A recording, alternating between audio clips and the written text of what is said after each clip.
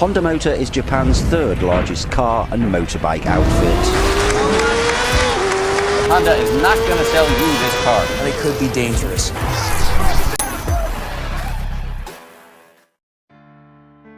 उन्नीस में एक 15 साल का लड़का अपना पहला काम टोक्यो शहर के एक छोटे से ऑटोमोबाइल रिपेयर वर्कशॉप में शुरू करता है। लेकिन ये सब देखकर उस वर्कशॉप के मालिक ने उस लड़के से कहा कि ये रिपेयरिंग का काम तुम्हारे बस की बात नहीं है, इसलिए तुम मेरे घर के साफ सफाई के काम में लग जाओ और मेरे बच्चों की देखभाल करो। लेकिन उस टाइम किसे पता था कि ये लड़का आगे जाकर कामयाबी का एक नया मिसाल कायम करेगा। एक ऐसा लड़का जो सिर्फ जापान का ही नहीं बल्कि वर्ल्ड का one of the biggest car and bike manufacturing company का मालिक बनेगा। वो 15 साल का लड़का जिसे वर्कशॉप में रिपेयरिंग का काम भी नहीं मिला था, वो लड़का कोई और नहीं बल्कि सोइचिरो होंडा था। तो ये कहानी है जापान के एक गरीब लड़के का जिसका सफ़र एक नौकर के काम से शुरू होता है और दुनिया के बिगेस्ट ऑटोमोबाइल कंपनी का मालिक बन के ख़त्म होता है। और उसके कंपनी का नाम है Honda, the power of dreams.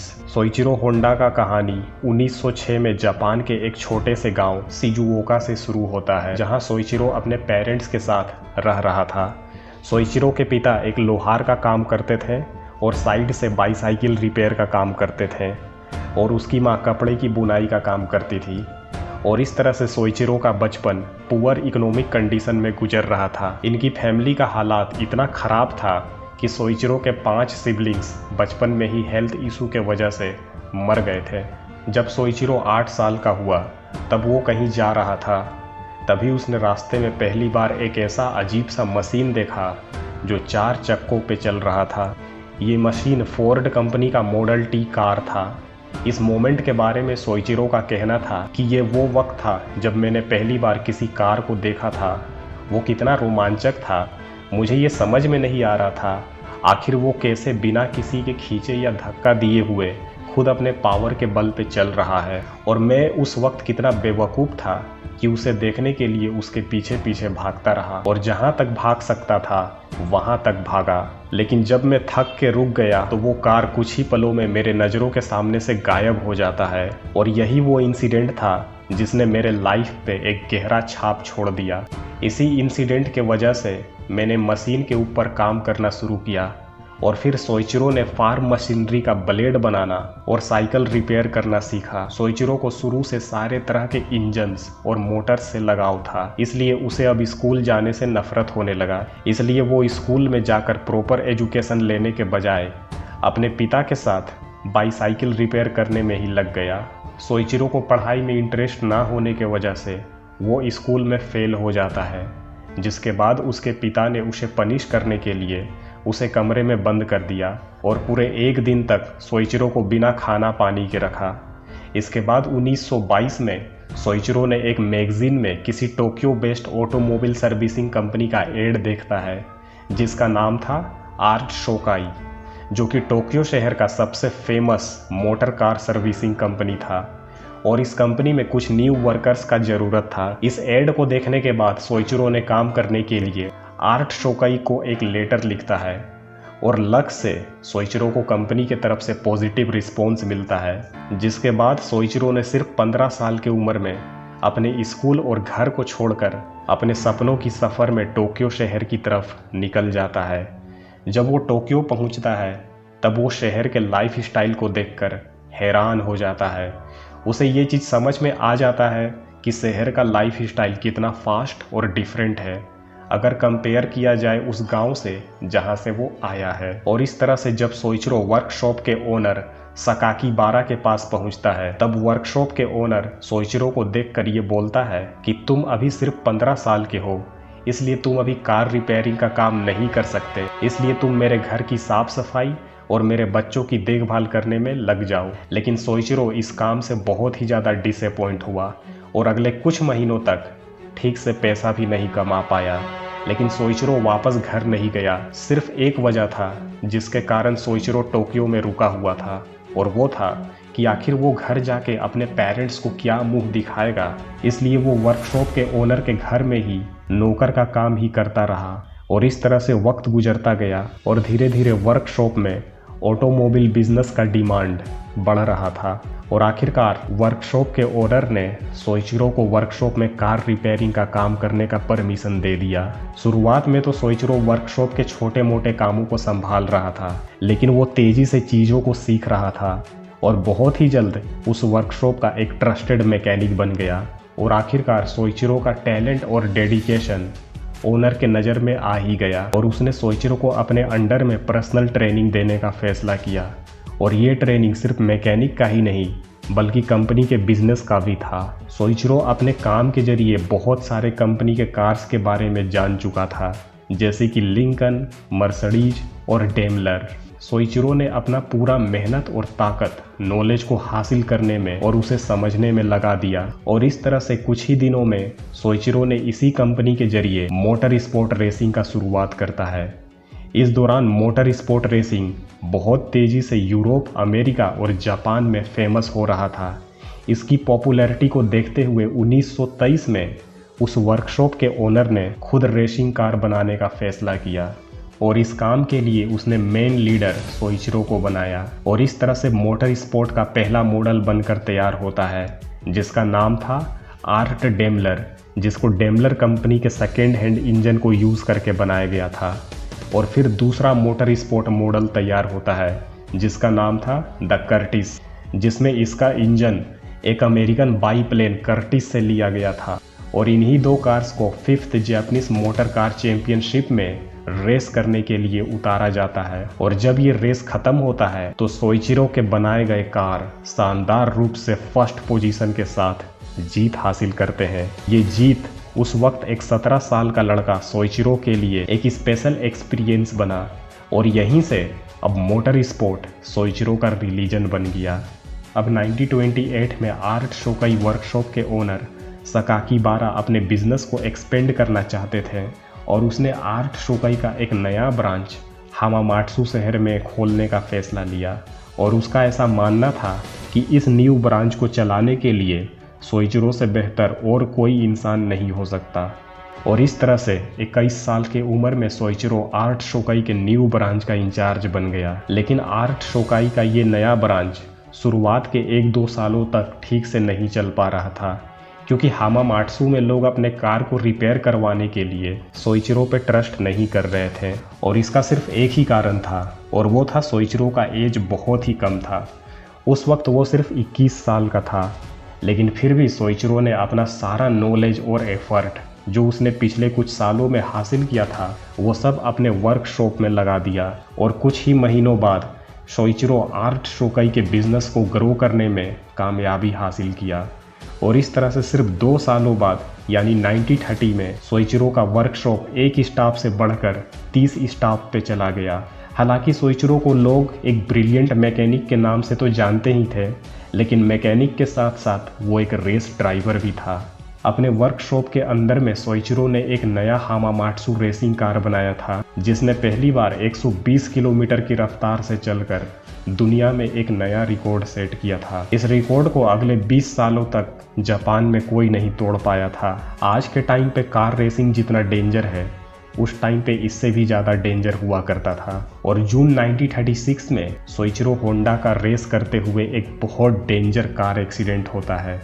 इस एक्सीडेंट में उसके कार हामामाट्सु पूरी तरह से क्रैश हो जाता है और सोइचिरो बहुत बुरी तरह से घायल हो चुका था। उसका लेफ्ट आर्म फ्रैक्चर हो गया था, उसका शोल्डर डिसलोकेट हो गया था और उसका फेस बुरी तरह से डैमेज हो गया था। लेकिन इसके बावजूद 4 महीने बेड पे गुजारने के बाद सोइचिरो फिर से अपने कार को लेकर रेस ट्रैक पे लौटता है। 1936 तक अब सोइचिरो होंडा अपने रिपेयरिंग के काम से थक चुका था। अब वो अपने लाइफ में कुछ बड़ा करना चाहता था, इसलिए अब उसने कार पार्ट्स का मैन्युफैक्चरिंग का काम शुरू करने का प्लान किया, जिसके लिए उसने आर्ट शोकाई के हामामाट्सु ब्रांच को एक अलग कंपनी में बदलने का प्रपोजल रखा।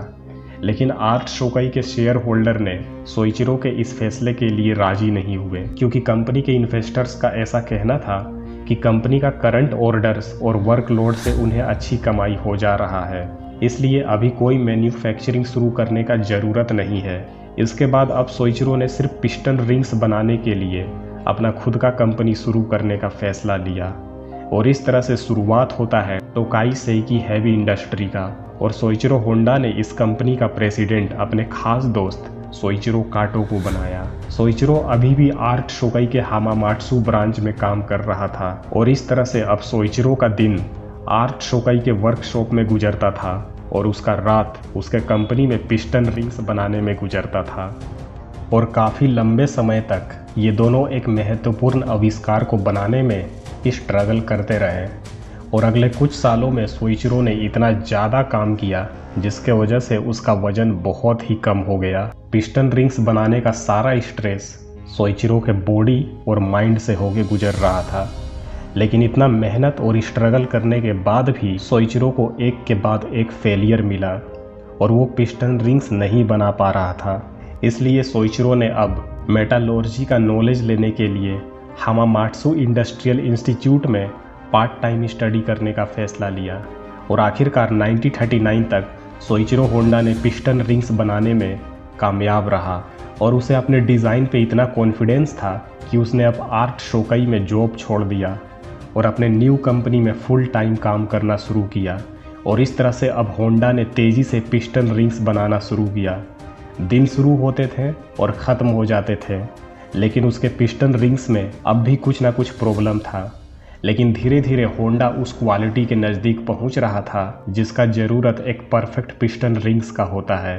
और अंत में पिस्टन रिंग्स बना ही दिए, जिसके बाद जापान में उस वक्त का एक फेमस कार कंपनी टोयोटा ने पहली बार सोइचिरो होंडा से पिस्टन रिंग्स बनवाने का कॉन्टैक्ट किया। जिसके बाद सोइचिरो ने टोटल 50 पिस्टन रिंग्स बनाकर टोयोटा को देता है, जिसमें से 47 पिस्टन रिंग्स को टोयोटा ने रिजेक्ट कर दिया और सिर्फ 3 पिस्टन रिंग्स को एक्सेप्ट किया।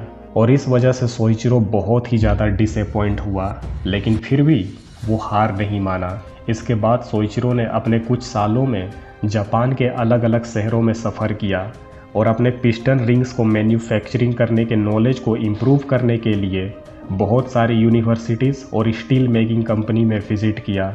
और अपने नॉलेज और एक्सपीरियंस पे कॉन्फिडेंस हासिल करने के बाद सोइचिरो ने अपना दूसरा कोशिश शुरू किया, जिसका रिज़ल्ट बहुत ही इनक्रेडिबल था। और वो था, इस बार सोइचिरो के सारे पिस्टन रिंग्स को टोयोटा ने एक्सेप्ट कर लिया था।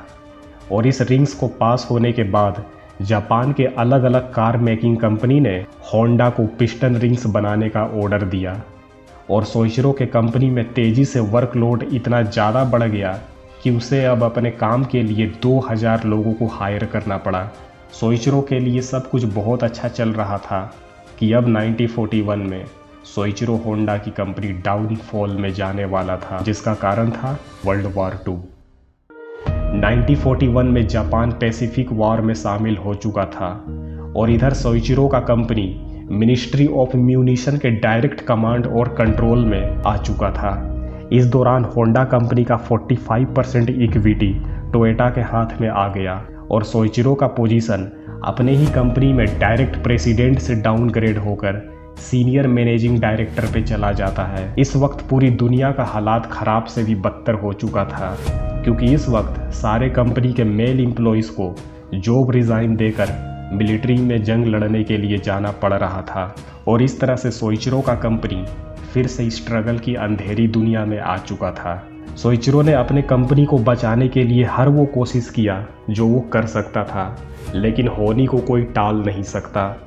और इस तरह 1944 में जापान का हालात बहुत ख़राब हो चुका था और हामामाट्सु शहर पे ख़तरा आ चुका था, क्योंकि अब हामामाट्सु शहर पे एयर अटैक शुरू होता है और एलाइड के बम्बर प्लेन्स ने होंडा के फैक्ट्री पे बम गिरा के उसे पूरी तरह से डिस्ट्रॉय कर देते हैं। इसके बाद कंपनी का सेकेंड मिसफॉर्च्यून जनवरी 1945 में आता है, जब ननकाई अर्थक्वेक ने पूरे जापान को हिला के रख देता है। इसके बाद अगस्त 1945 में अमेरिका ने जापान के 2 शहर हिरोशिमा और नागासाकी पे न्यूक्लियर बम गिरा देता है। जापान अब पूरी तरह से तबाह हो चुका था।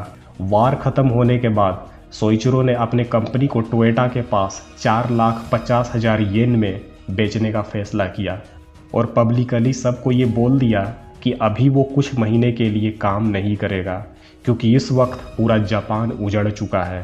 वर्ल्ड वॉर 2 को ख़त्म होने के 1 साल बाद जापान का इकोनॉमी बहुत ख़राब हो चुका था। हर जगह फूड, क्लोथिंग और शेल्टर का शॉर्टेज हो चुका था। हर रिसोर्स ख़त्म हो चुके थे, जिसका रिज़ल्ट ये आया कि सोइचिरो को इतने भी गैस नहीं मिले कि वो अपने कार को लेकर मार्केट जाए और अपनी फैमिली के लिए फूड खरीद कर वापस आए। इसी दौरान एक दिन सोइचिरो जनरेटर इंजन के पास से गुजर रहा था और वो इंजन जापानीज इंपीरियल आर्मी का था, जिसे वार के दौरान रेडियो में पावर देने के लिए यूज़ किया गया था। सोइचिरो को इंजन से बहुत लगाव था, इसलिए जब उसने इस इंजन पर रिसर्च शुरू किया कि आखिर ये काम कैसे करता है, तब सोइचिरो के माइंड में एक ब्राइट आइडिया आता है और वो था कि अगर इस इंजन को साइकिल में फिट कर दिया जाए तो साइकिल अपने आप चल सकता है। सोइचिरो को ये पता था कि इस वक्त जापान के लोग डेस्परेटली किसी सस्ते ट्रांसपोर्ट का तलाश कर रहे थे और इस नए आविष्कार का शुरुआत करने के लिए सोइचिरो ने 1946 में अपने पुराने वेयर हाउस को होंडा टेक्निकल रिसर्च इंस्टीट्यूट बना दिया और 12 लोगों को हायर किया। फिर सोइचिरो होंडा ने अपने पूरा फोकस मोटर बाइक बनाने में लगा दिया और आखिरकार उसने एक साइकिल पे इंजन अटैच करके मोटर बाइक बना ही दिया। और जब ये मोटरसाइकिल मार्केट में आया तो तुरंत हिट हो गया। उसके बाद पूरा जापान से सोइचिरो के पास बल्क में ऑर्डर आना शुरू हुआ और इस तरह से बहुत जल्द सोइचिरो के पास जितने भी यूज्ड इंजन थे वो सब ख़त्म हो गए। इसलिए अब 1947 में सोइचिरो अपना खुद का इंजन को डिज़ाइन और डेवलप करने का डिसीजन लिया और 1947 में ही उसने एक टाइप ए इंजन बना डाला, जिसके बाद पहली बार होंडा का नाम किसी इंजन पे लिखा गया।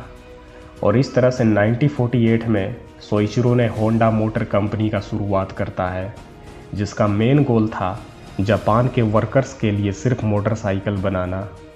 अब प्रॉब्लम सिर्फ एक ही था कि सोइचिरो को इस काम के लिए बहुत पैसों का ज़रूरत था ताकि वो अपने प्रोडक्शन को बढ़ा सके। इसलिए उसने जापान के पूरे 18,000 बाईसाइकिल शॉप ओनर को ओपन लेटर लिखता है कि उसके पास एक ऐसा आइडिया है जिससे जापान फिर से आगे बढ़ेगा, जिसके लिए उसे फंड्स की ज़रूरत है। और आखिरकार 18,000 शॉप ओनर में से सिर्फ 3,000 ओनर ने इस प्रपोजल को एक्सेप्ट कर लिया और इन सब ने सोइचिरो को काम जल्द से जल्द शुरू करने के लिए पैसे देना शुरू किए। और सिर्फ एक साल बाद होंडा ने पहली बार अपना कंप्लीट मॉडल का मोटरसाइकिल बनाकर लॉन्च किया, जिसका नाम था मॉडल डी। हालांकि मॉडल डी होंडा के लिए एक बड़ा अचीवमेंट था और ये मोटरसाइकिल मार्केट में सक्सेसफुल रहा, लेकिन ये मोटर बाइक काफ़ी बड़ा और हैवी था, इसलिए इसे सिर्फ रिच लोग ही अफोर्ड कर पा रहे थे। और इस वजह से सोइचिरो अब तक सेटिस्फाई नहीं था और दूसरी बार फिर से उसने मोटर बाइक पे रिसर्च और मेहनत शुरू किया। और 3 साल के लगातार कोशिश और फेलियर के बाद होंडा ने आखिरकार एक छोटा और हल्का मोटर बाइक बना ही दिया, जिसका नाम पड़ा द सुपर कब। ये बाइक मार्केट में आते ही हिट हो गया और आगे जाकर सक्सेसफुल बाइक भी बना। इसके बाद होंडा ने एक इन्वेस्टर टोको फुजीसावा से हाथ मिलाया, जो कि होंडा को सारा खर्च देते थे जिसका उसे ज़रूरत था। और इसके साथ साथ होंडा को फाइनेंशियल और मार्केटिंग स्ट्रेटजी भी देते थे। ये पार्टनरशिप एक ऐसा फाउंडेशन बना जिस पे चलकर होंडा मोटर कंपनी आगे बढ़ रहा था।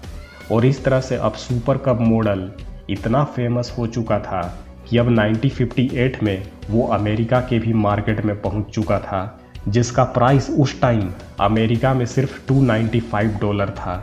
ये प्राइस अमेरिका के दूसरे मोटरसाइकिल कंपनी से 4 गुना कम था। और इसी वजह से अब होंडा ने अमेरिका में वहाँ के ही मोटर बाइक कंपनी ट्रायम्फ और हार्ले डेविडसन को पीछे कर दिया। और इसी दौरान सोइचिरो ने अपने बाइक्स को रेसिंग वर्ल्ड में लाने का फैसला लिया। उस टाइम रेसिंग वर्ल्ड किसी स्पोर्ट से कम नहीं था, क्योंकि इससे किसी भी कंपनी को अपने बाइक या कार का ताकत दिखाने का मौका मिलता था।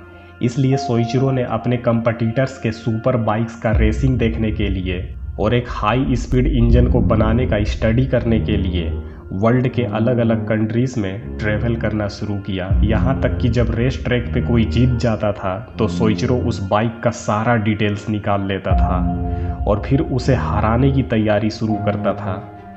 और 1954 में पहली बार होंडा ने अपने मोटरसाइकिल को इंटरनेशनल रेस ट्रैक पे लॉन्च करता है और 1959 तक होंडा ने दुनिया का सबसे पावरफुल रेसिंग मोटर बाइक बना दिया जिसका नाम था आइजल ऑफ मैन TT, जिसने फर्स्ट पोजीशन के साथ जीत हासिल करके एक नया रिकॉर्ड सेट किया था। इसके बाद होंडा ने अपना नाम दुनिया के नक्शे पे लिख दिया और फिर एक ही साल बाद 1960 में होंडा दुनिया का सबसे बड़ा मोटरसाइकिल कंपनी बन गया और 1968 तक होंडा ने टोटल 1 करोड़ मोटरसाइकिल बनाकर दुनिया भर में सप्लाई कर दिया। लेकिन होंडा को बिगेस्ट मोटरसाइकिल कंपनी बनने के बाद भी सोइचिरो अब तक खुश नहीं था, क्योंकि उसका बचपन का सपना अब तक पूरा नहीं हुआ था। एक ऐसा सपना जिसके पीछे वो बचपन से भाग रहा था, और वो था एक कार मेकिंग इंडस्ट्री का मालिक बनना। जब सोइचिरो ने ये अनाउंस किया कि अब होंडा कार मेकिंग इंडस्ट्री में इंटर करने वाला है, तब बहुत से लोगों ने उसे एडवाइस दिया कि ये होंडा मोटर कंपनी के लिए बहुत बड़ा रिस्क होगा, इसलिए होंडा के लिए सही यही रहेगा कि वो सिर्फ बाइक मैन्युफैक्चरिंग करे।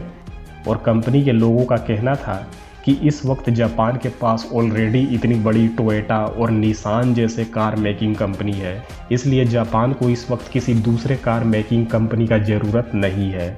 लेकिन सोइचिरो ने किसी का नहीं सुना और वही किया जो वो करना चाहता था। और इस तरह से 1963 में होंडा ने अपने पहला 4 व्हीलर T360 मिनी ट्रक को लॉन्च करता है, जो कि काफ़ी छोटा और रिलायबल पिकअप ट्रक था। लेकिन अनफॉर्चुनेटली ये मिनी ट्रक मार्केट में सक्सेसफुल नहीं रहा।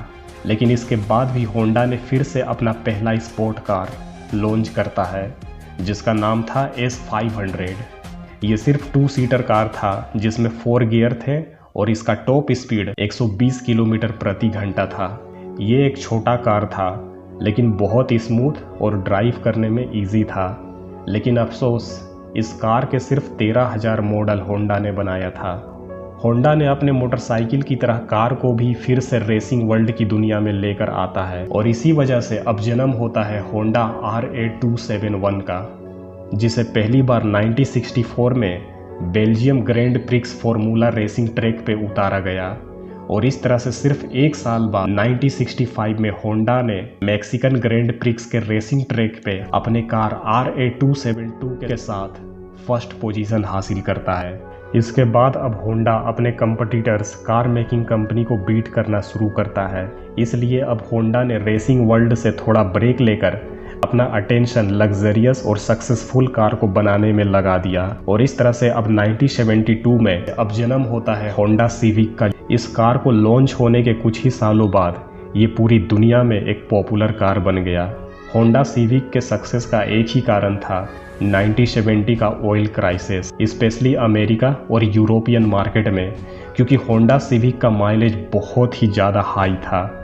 इस दौरान पूरी दुनिया में फ्यूल शॉर्टेज हो गया था और इसी प्रॉब्लम को टैकल करने के लिए सोइचिरो ने फ्यूल मैनेजमेंट के लिए एक नया तरीका निकाल दिया था, और वो था कंपाउंड वर्टेक्स कंट्रोल कंबशन, जिसे शॉर्ट में CVCC कहा जाता है। इस टेक्नोलॉजी के वजह से अब लोग कम से कम फ्यूल में ज़्यादा से ज़्यादा ट्रेवल करने लगे।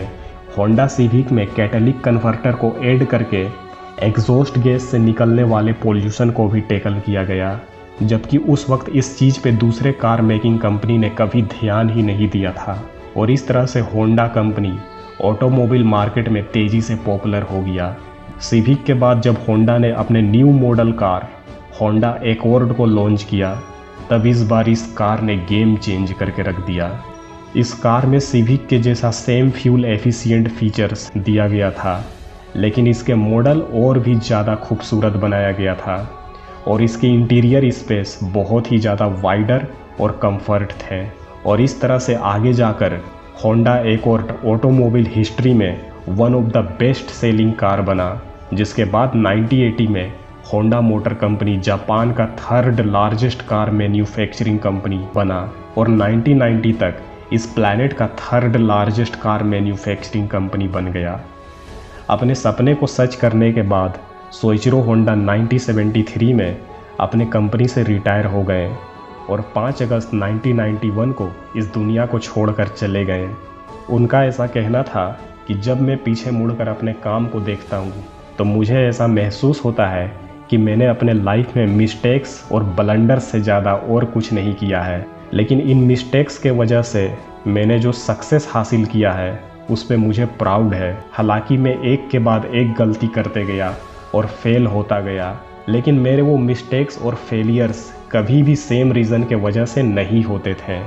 आज होंडा ने अपने कदम मल्टीपल इंडस्ट्री में रख दिया है, जिसमें luxury cars, super bikes, jets, boat engine, power equipment और रोबोट्स भी शामिल है।